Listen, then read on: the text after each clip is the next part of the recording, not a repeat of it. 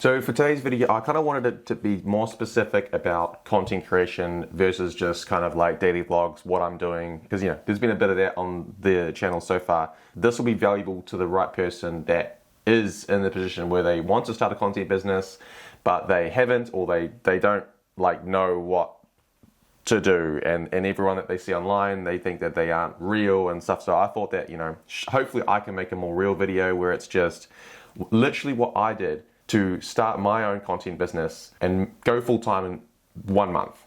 Not even joking. I've got proof as well. So as you can see in my envelope system here, we've got 5 steps that I've kind of been able to categorize into what I took when I was starting the business to be able to go full time in that first month. So let's get into it. Number 1, skill development. You hear this one a lot online, but it truly is a real, it's the real deal. To the world, you are useless without a skill, right? And so if you're wanting to do content as a job or as a business, you need the skill, right? So before you can do any of the next steps, you must have a skill in the space, whether it be videography or editing or both. You need to have the skill. So you've got to develop the skill. I spent about a year, because I was still doing my sporting career at the time, so this is kind of operating in the back of my mind. I spent about a year studying, learning, crafting, watching videos, going through courses, using cameras, learning how to use cameras, how to do all that shit. I spent the whole year doing that. Or a bit of part of maybe 8 or 9 months before I started actually transitioning out of the skill development and then going into let's just go and try and apply it into the real world. You've got to do that. You've got to do the groundwork. And it's if you like content, that's a satisfying thing to do.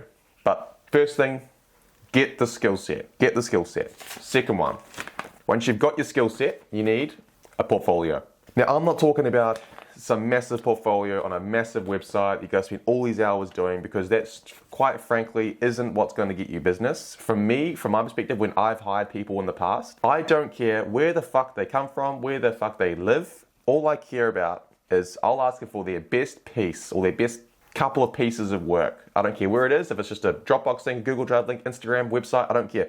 I just want to see one piece of content. So for me, when I was starting, once I developed my skills, I was like, sweet, I need to start making stuff and seeing if I'm any good or not. And so I built a website, which I think is unnecessary these days, but I built a website and I uploaded a few videos onto that website to show people what I can do, because you need that to do step number 3. So 3 is outreach. Now, I must preface this. The step between kind of skill development and portfolio, they kind of blend us into one when you kind of actually in the real world. But outreach it's something that it's the next step you need to take. But when are you ready to take that step is a completely different story. So you could be spending a year doing skill development, you've got a portfolio, but it could be shit. It could be absolute ass. And if it is, outreach is going to be so hard to do, because no one's going to want to work with you. I've had plenty of people send me their work and it is hobbyist material. It is not professional level. And maybe it was, I sent them a brief and they couldn't even deliver me a brief. So deliver me what I asked for in the brief. The way you can navigate this is get on Facebook groups with mutual people or Discord groups, whatever, and just send your content to them. Say, hey, how does this look? I'm brand new, I'm just starting out. Is this at a level where I might be able to charge for work? You're not going to get the guaranteed answer, because again, those people are probably also in a similar boat. So they're going to be gassing you up, but you got to at least get some feedback from someone. Now, honestly, for me, if you are in this boat right now where you got your skill, you got your portfolio, you're not sure if you're ready to outreach, or you have been outreaching but with no luck, message me on Instagram, send me your work, and it's not going to be long, 30 seconds, minute video, couple minutes. Send me that, and I'll just tell you. If I, from a professional who does exactly what you're trying to do, I can tell you whether or not your work is good enough to start asking for low budget work. Happy to do that for you. But yeah, so that's the preface. Once your work is at a level where you think it's good enough, outreach.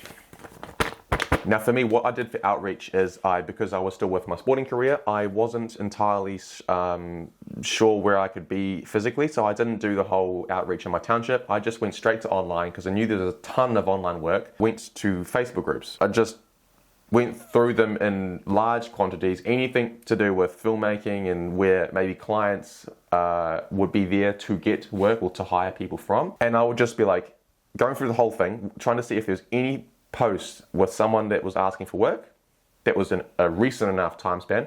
And then once I'd gone through that and messaged all those people, I would then just wait and have notifications on those groups for when someone posted. I'd look at the post and see if it was to do with hiring. And that's all I did for that first month.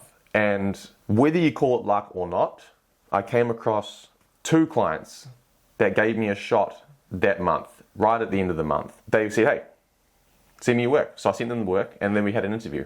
So that, like, moving on to step 4, before moving on to step 4, outreach, that was the strategy I used.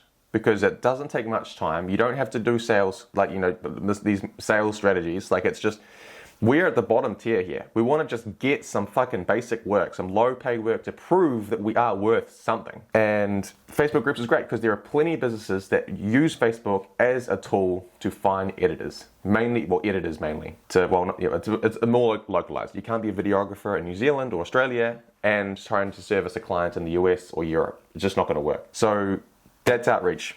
So now that you've done your outreach and you've got a couple of bites, people have replied to you, they've seen your content, they've seen your message, and they want to give you a shot, you're hopping on a call with them, or you're going back and forth. Number 4, win the client.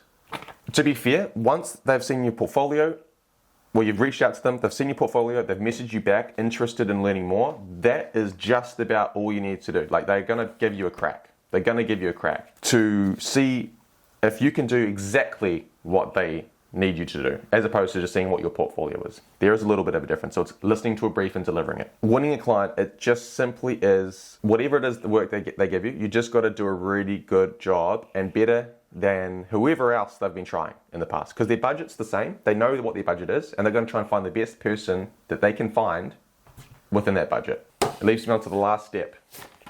5, outperform.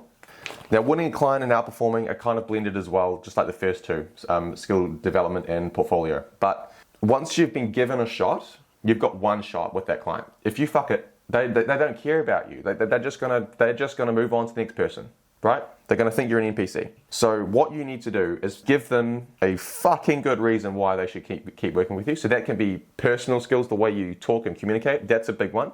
But then just doing better work than anyone else that's done work for them. Because if you can outperform anyone in that space that they've tried, then you're going to get the business. And that is how I got the business. I reached out to guys on Facebook, got a couple of bites. I sent them the work. They liked the work. They got me on a call. I said, yeah, I can do this stuff because that's stuff they're asking for. Now, I didn't overpromise. I didn't say yes, and then try to figure it out. I knew that it was a possibility that I could do it. I hadn't obviously proven that I could do it to myself, but I knew that it was in my skill set to do it. It was just some simple editing. And won the client, and then in terms of outperforming, what I did was I got the work, I just went straight to it, and I delivered it as fast as I could at a quality that I knew was best I could do within the time frame without being unrealistic on hours spent, because it was an hourly based job. And I won not once, but twice. I won 2 clients over twice in the first month with my first kind of initial trial with them.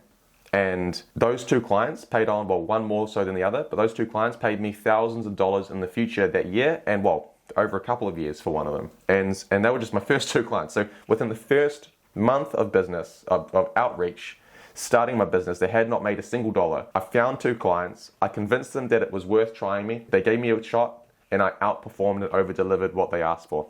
And I've made tens of thousands of dollars from these clients in the first year, which obviously, when you're just starting a business, you don't need that much money to go full-time, to like quit your job. So let me show you the clients that I'm talking about. I'll just pull up my computer.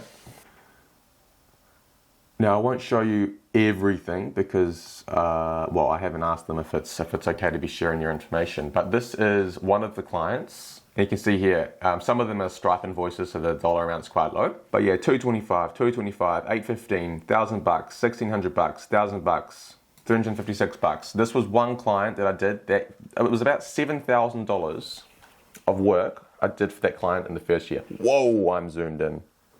It was about $7,000-ish In fact, I haven't even done the math. Fuck, you're probably going to do the math. You can do the math. But that's how much I made with that one client just by landing a deal with him on Facebook as someone that had never fucking made money before on the internet. So that was cool. Now the second client is more impressive. I did a lot of business with these guys. Again, this is another client over in LA. We did a lot of business together. We had a great relationship. But we don't work together anymore because, you know, I outgrew what he needed, and, you know, I obviously wanted to get paid more, and he wanted to kind of have the budget the same, and so we kind of grew apart that way naturally. But we still talk every now and then, and they're super cool guy. But anyway, this is what we did. Started with a couple $100, $300, $200, $200, $200, $200. We started slow, but then we started heading. This is all very consistent work though. This is every week we're doing something. $1,000, $160, and again, this is all in USD. $1,400. Yeah, like you can see here that the list goes on and on and on and on and on. Best one there, $2,600. That was a big project. And yeah, all on and on and on. I think we sent like 83 invoices. I think it's the system says 83 invoices over the period of. Oh my god, I'm zoomed in again. 83 invoices that I had sent to him to pay, and he paid them all. Now, that one client would be enough to go full time for the entire year. And I signed him in the first month by just doing Facebook outreach and just having a skill set that they wanted, and I delivered what they asked for. That's as simple as that. So, and then, you know, being good, you retain them. And then so when you do the same thing with that client, you keep that client on the side, you keep doing the work for them, and you keep performing for them. In your spare time, you just do more outreach and you find another client, and then you got more portfolio work to use and pull from, and you just do the same cycle, and all of a sudden you're doing 3, 4, 5 grand a month, 10 grand a month, and then you're off. And then, well, you know, beyond there, it's the world's your oyster, right? But like, it's the initial, just getting the money so that you can go full time. And it's as simple as that. It's just having a good enough skill set that people are willing to pay for, reach out to them, close them, and outperform, and you'll have you'll get the client, you'll win the client, and you will retain the client for a long time until either they run out of business or you outgrow them, which is a good thing. So this is it. My 5 little wee steps on the envelopes. How good. So yeah, so what's my advice? It's just do exactly that. Watch this video again and just do this. If you are in the stage where you haven't started the content business that you've been wanting to do, just do this. If you need any eyes to look at your work, send me a message on Instagram. Happy to do that. Then once you know your work is good enough, outreach, win the client, and outperform. Simple as that. You'll make money, and when you start making money, you have proof, you have results, and then you'll grow faster and faster, and you make more and more money, and then wood's your oyster. I just realized that drawer's open. How bad. Anyway, hopefully this video was valuable to you guys. Yeah, see you on the next one.